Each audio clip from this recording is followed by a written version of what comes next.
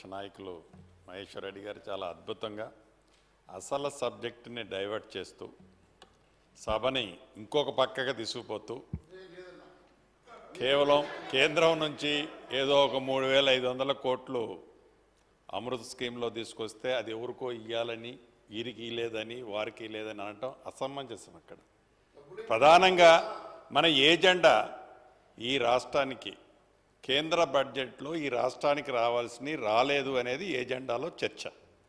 ఈ చర్చలో మీరు మద్దతు తెలుపుతున్నంటే సంతోషం, తెలపనన్నా కూడా ఏమి అనరు, ప్రజలు ప్రతిదీ గమనిస్తున్నారు.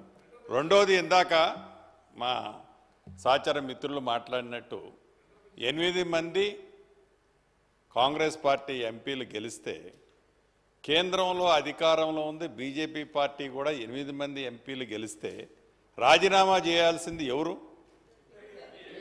చేయాలి? రాజీనామా చేయాల్సింది మీరు చేసి మీ నిరసన తెలియజేస్తే కేంద్రంలో అధికారంలో ఉన్న మీ పార్టీ దిగొచ్చి తప్పకుండా ఈ రాష్ట్రానికి నిధులు ఇస్తుంది. అది మర్చిపోయి మీరు ఏదో ఏజెండాలో మాట్లాడాలి కాబట్టి విమర్శించాలి కాబట్టి మా మహేష్ అన్న విమర్శిస్తున్నారు తప్ప వారి ఆత్మకి తెలుసు ఏం జరుగుతుంది ఏంటి అనేది తెలియంది కాదు. దయచేసి రాష్ట్ర అభివృద్ధిలో కేంద్రం నుంచి నిధులు వచ్చే దాంట్లో ఈ సభలో కూర్చుందంతా మనం తెలంగాణ బిడ్డలం.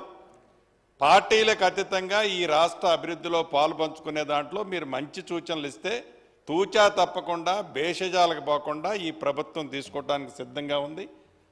సహచర సభ్యులు కూడా దానికి సహకరించాలని మనస్ఫూర్తిగా కోరుకుంటున్నాను. విప్పు గారు అధ్యక్ష ఒకటి మీరు క్లారిటీ ప్రజలు తప్పు సార్. ఇప్పుడు వారు అమృత్ పథకం రాత్రి పంచుకున్నది అనే దాన్ని రికార్డు సరిచేయాలి అధ్యక్ష. ఎందుకంటే అమృత్ పథకంలో టెండర్ల ప్రక్రియ పూర్తయిన తదుపరి గుత్తేదారులు ఆయా పనులు చేయడానికి వచ్చారు తప్ప ఎవరో రాత్రి పంచుకున్నారు అధ్యక్ష. వాడు తప్పుడు సమాచారం గతంలో కూడా ప్రెస్ మీట్లో కూడా ఇది మాట్లాడారు, అది బయట. కానీ హౌస్లో తప్పుడు సమాచారాన్ని ప్రజలకు అందిస్తున్నారు కాబట్టి మేము సరి చేయడానికి ప్రయత్నం చేస్తున్నాం. అమృత్ పథకంలో వచ్చిన నిధులకు టెండర్లు జరిగినాయి, టెండర్ల ప్రకారమే పనులు జరుగుతాయి తప్ప మరొకటి కాదని మాట సంగతి చెప్తున్నాం.